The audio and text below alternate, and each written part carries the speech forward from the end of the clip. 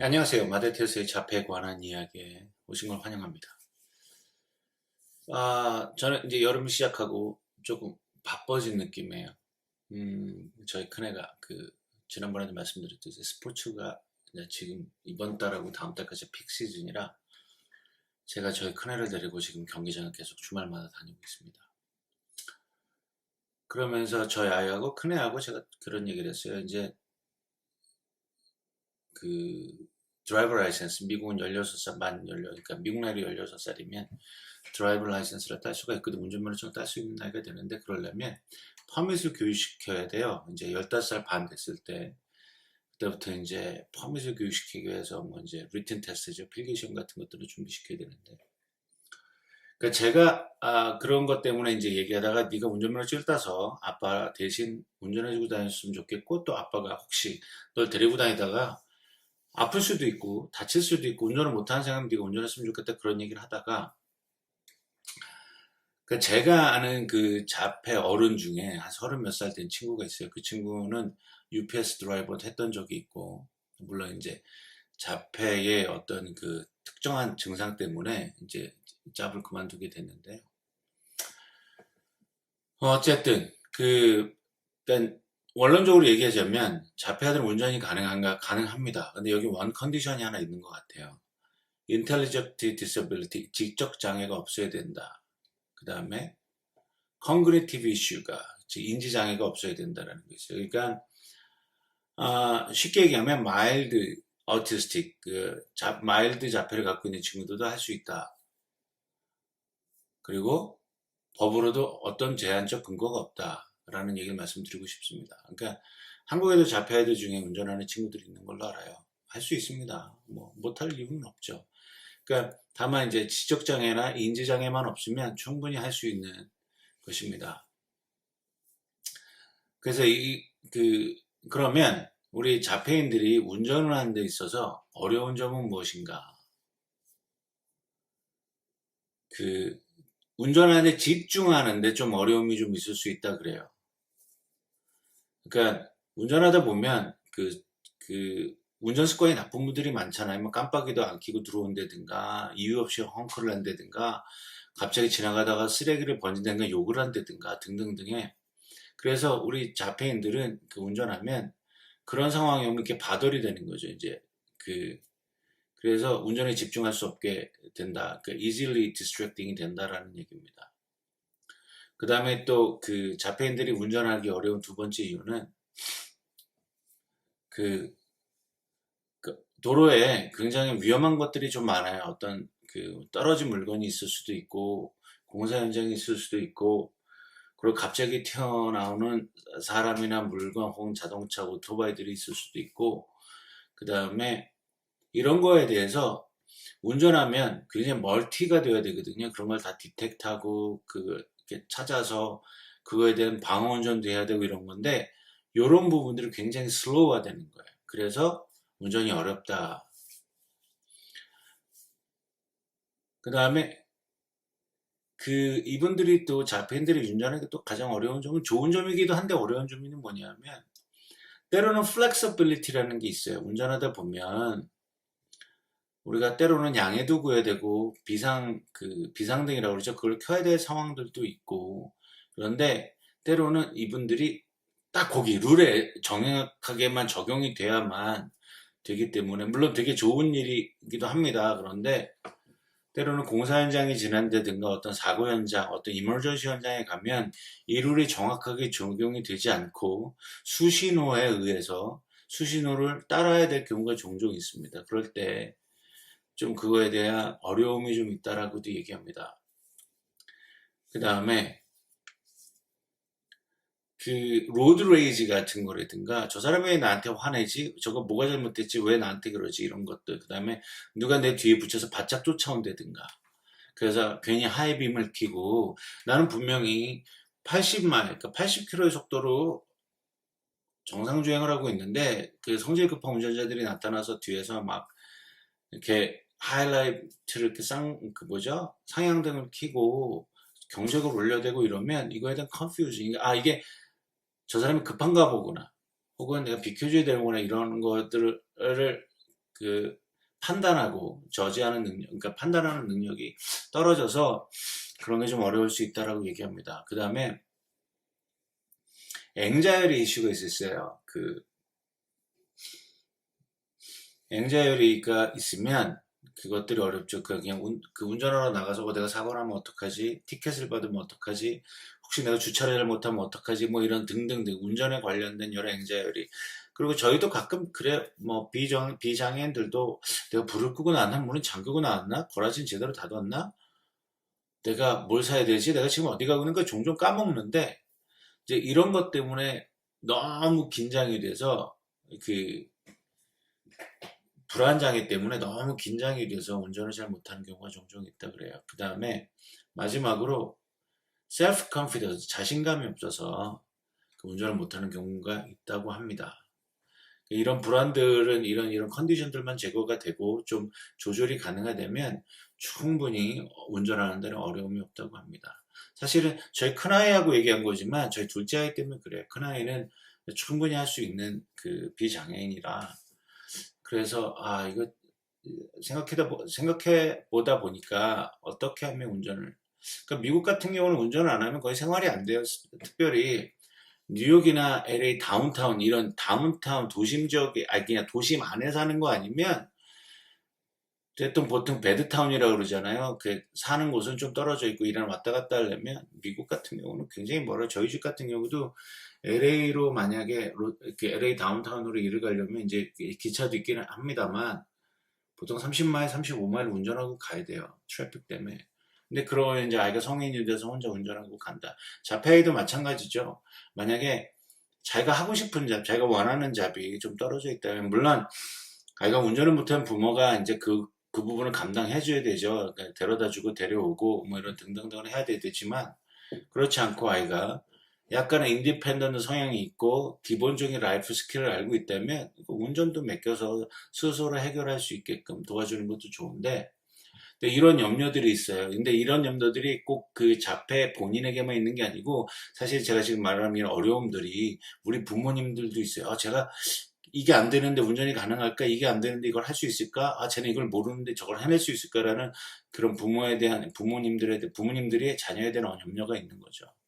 그 다음에 그렇다면 자폐가 갖고 있는 운전에서 장점은 뭔가? 아까 위에 말씀드렸던 장점이 되는 경우입니다. 그러니까 자폐인들은 루틴에 굉장히 정확하잖아요. 이거 벗어나면 괴로워하는 친구들이 많습니다. 그러니까 트래픽 룰을 정확히 잘 지켜요. 스피드 리밋, 속도 제한, 신호등, 그다음 좌회전 금지, 유턴 금지, 뭐 이런 등등등의 트래픽 룰을 잘 지킨다. 라고 보시면 돼요. 그 다음에 그리고 위험한 일을 하지 않는다라고 생각합니다. 그러니까 과속을 한다든가 무슨 운전하면서 딴짓을 한다든가 이런 일들 왜냐하면 그 사고하고 이어질 수 있는 이런 여러 가지들을 안내를 해주고 잘 가르쳐 준다면 그러한 일들을 잘 하지 않는답니다. 그렇기 때문에 사고의 위험도 떨어진다. 그리고 자기들이 자폐인으로서의 어떤 리미테이션을 잘 알기 때문에 그러니까 될 수 있으면 운전에 집중을 한다고 합니다. 그래서 이게 강점이라 그래요. 그래서 운전하면서 우리 요즘에 많이 하잖아요. 저도 예전에 매뉴얼 운전했을 때는 수동 운전은 굉장히 바빠요. 수동 운전해야지 시그널 켜야지 기어 바꿔야 되죠. 라디오 켜야 되죠. 또 커피 마시면 한 손으로 기어 바꾸면서 굉장히 복잡한데 이분들은 저런 운전에 방해가 되는 요소에 대해서는 거의 많은 행동을 자제하신다고 합니다. 그래서 그게 강점이라 그래요. 우리 비장애인들은 요즘 뭐 블루투스도 있고 뭐 이렇게 해서 음악도 여러 개 굉장히 복잡하잖아요. 많이들 하고. 그리고 요즘 신기술들이 우리 자폐인들이 운전하는데 도움이 되는 경우들이 너무 많아요. 그러니까 오토파일럿, 뭐 비장애인한테 도움이 많이 되는 부분이기도 한데 오토파일럿 기능이라든지 뭐 이런 것들이 아무래도 자폐인들이 운전하는데 좀 도움이 되지 않을까. 그리고 더 진짜 강점은 이거예요. 자기가 항상 다니는 길 있잖아요. 그걸 다 외운다는 거예요. 거기에 어디에 뭐가 있고 뭐가 있다라는 것들을 정확하게 오랫동안 우리는 간혹 잊어버리거든요. 비장애인들은 그냥 쉽게 잊어버리고 운전을 해요. 왜냐하면 그거에 대한 즉각 대처들이 가능하기 때문에 그렇죠. 근데 자폐인들은 그런 능력이 떨어지는 반면에 오히려 그것을 프리벤트하는 거죠. 보호하고 예방하는 차원에 있어서 자기가 항상 다니는 길에 있는 어떤 위험한 요소들, 그리고 뭔가 체인지가 되면 그걸 빨리빨리 노티지하고 자기 운전하는데 적용을 한다고 합니다.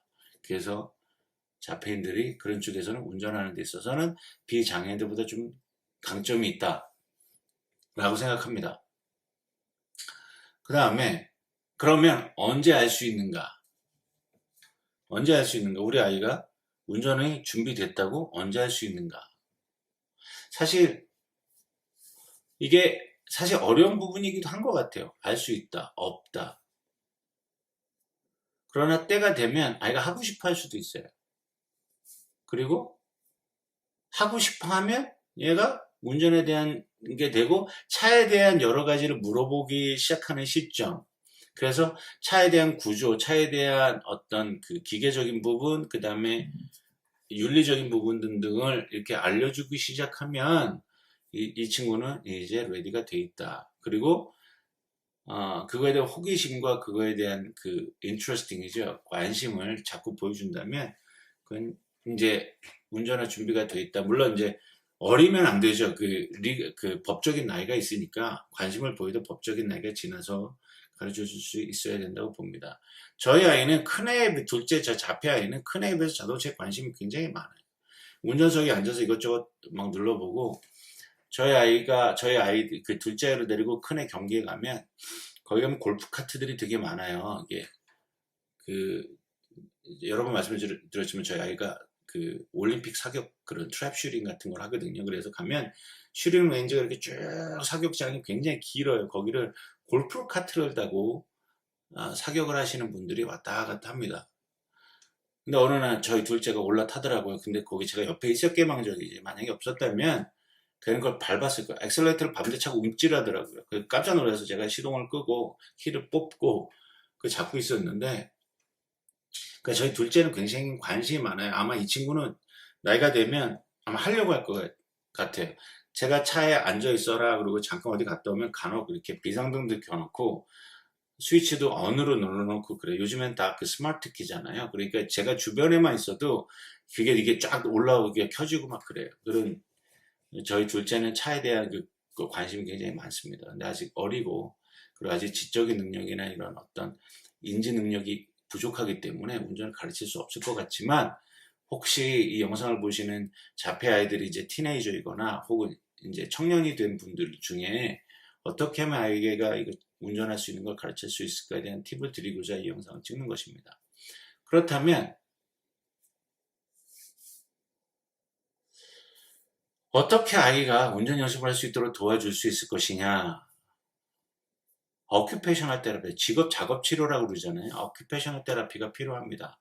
그리고 데일리 라이프 스킬에 있어서 이런 것들, OT, 그러니까 작업 치료에 있어서 어떤 부분들이 운전하는 데 도움이 되는가에 대해서 그거를 배우고 그 다음에 그거에 대한 조작법, 그 다음에 그걸 어떻게 그 몸이 이 생각과 반응하는지에 대한 모로 스킬, 소셜 스킬, 그 다음에 데일리 루틴에서의 여러 가지들을 같이 그 작업 치료자, 오큐페이셔널 테라피스트하고 같이 하는 것도 하나의 방법일 수 있을 것 같고요. 그 다음에 운전학교를 꼭 보내셔야 돼요. 왜냐하면 물론 운전학교 보낼 때 그 마일드 자폐, 그러니까 제가 얘기하는 모더레이시나 시비어 아이들한테는 운전이 굉장히 어려운 일이고 못할 수도 있어요.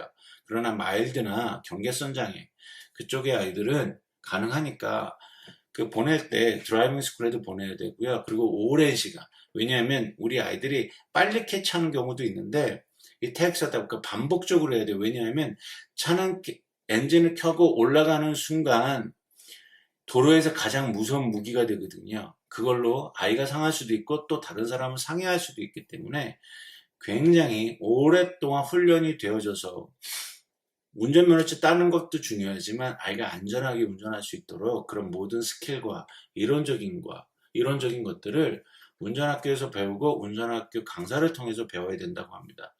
그러니까 지금 부모님들 마음속에 이거 보내야 되겠다, 가르쳐야 되겠다고 생각하시는 분들은 주변에 운전학교, 부모님들이 가르치는 것보다 어떤 권위가 있는, 그러니까 부모적 권위 말고 어떤 강사로서, 선생님으로서의 권위가 있는 사람들을 하여하셔서 그분들에게 보내서 아이가 교육을 받을 수 있고 훈련을 받을 수 있도록 조금 오랜 기간을 두고 설정해 놓고 하는 게 좋을 거라고 생각이 들어집니다. 그리고 계속적으로 반복적으로 가르쳐 주면 어느 순간 익숙해져요. 그 운전이라는 게 그렇죠.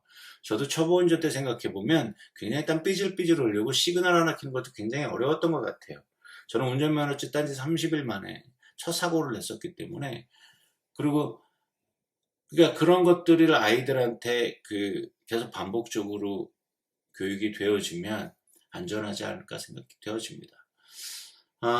어쨌든 오늘 영상도 봐주셔서 감사하고요. 우리 아이들이 비장애인들처럼 생활할 수 있는 운전면허 교육을 시키는데 조금이나마 도움이 됐으면 해서 이 영상을 찍었습니다. 감사합니다.